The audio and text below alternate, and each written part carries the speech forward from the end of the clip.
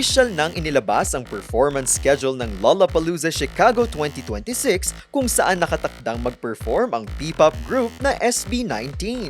Makakasabay ng Filipino group sa naturang music festival ang ilang global artists tulad ni na Charlie XCX, Tate McRae, Lorde, Blackpink member na si Jennie at marami pang iba.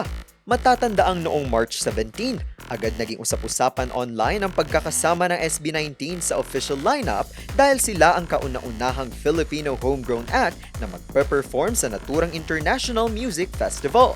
Kilala ang Lollapalooza bilang isa sa pinakamalalaking music festival sa mundo na nakapagtampok na rin ng mga world-class artists sa mga nakaraang taon tulad ni na Paul McCartney, Ariana Grande, Billie Eilish, at pati na rin ang girl group na Cat's Eye.